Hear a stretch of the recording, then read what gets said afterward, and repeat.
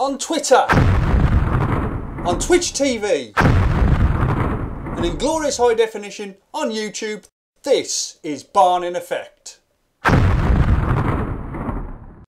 First and foremost, massive congratulations to Man City on beating QPR and winning the Premier League for the first time. It's not often the title race has gone to the final day of the season. In the noughties, it only happened twice, in 2007 and 2009, and on neither occasion was there any real genuine tension.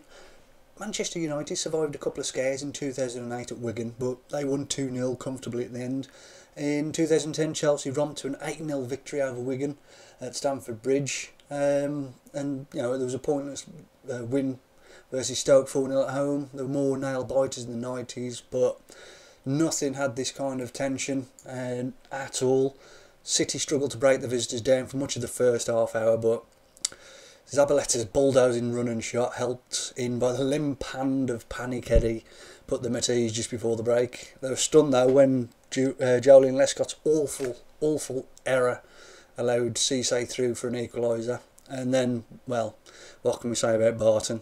He lost his cool and he was ejected in shocking circumstances.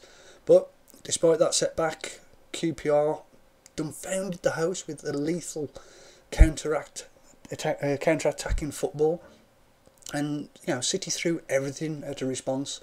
Dzeko heading powerfully home from an injury time corner from, before Aguero. Man, it's just the total emotion of the day. What a dramatic 94th minute winner.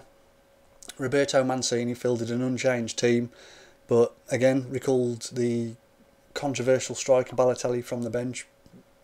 QPR boss Mark Hughes brought in Cissé up front alongside Zamora, and it was just an incredible game. Despite the visitors' attacking team selection, they were immediately put under the cosh as City, seized control of the game, with the host registering over 70% of possession in the first 10 minutes. As celebrations began in the away end as QPR fans heard that Stoke had taken the lead over Bolton, but there was a few nervy moments for them. But Kenny fumbled a gentle cross from City. It was just out the path of oncoming striker Sami Nasri.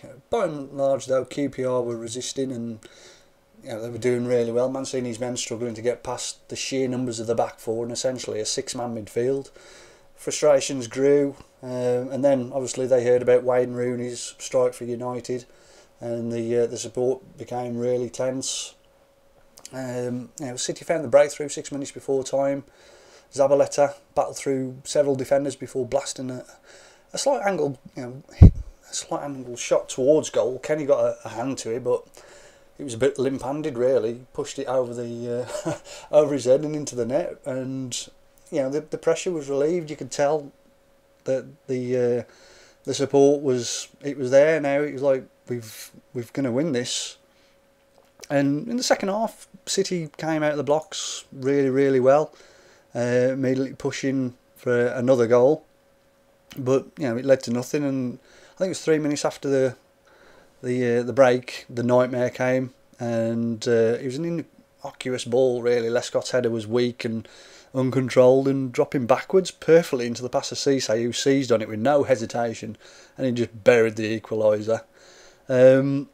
But it was just a mad 10 minutes because they were still celebrating, really, and you could see Barton and Tevez, battling off the ball, and then all of a sudden there was just an elbow from Barton into Tevez's face, but it was overreaction, I should imagine, but Barton just went absolutely berserk after that. He kicked Aguero on his way out, and he aimed a headbutt at Vincent Kompany, and Balotelli came out, and there was more fisticuffs, more handbags and stuff. But despite that, QPR just hung on, and Kenny was played out of his skin after that. Blocked Nasri's shot before, with his legs, minute before pulling off a smart double save. Keeping out Tevez, scrambling Aguero's shot away, and against all the odds, the QPR extended the lead. A counter attack, went down the left, and there was a far post cross, and Mackie was there with an absolutely amazing header. Did everything right, headed it down into the ground, bounced up and into the net, and it was a nightmare scenario for City, because they wouldn't have been able to survive this for the next decade if they hadn't won this game. And then City just carried on battling and battling and battling, and more, the more they pressed, and QPR were inspired in defence.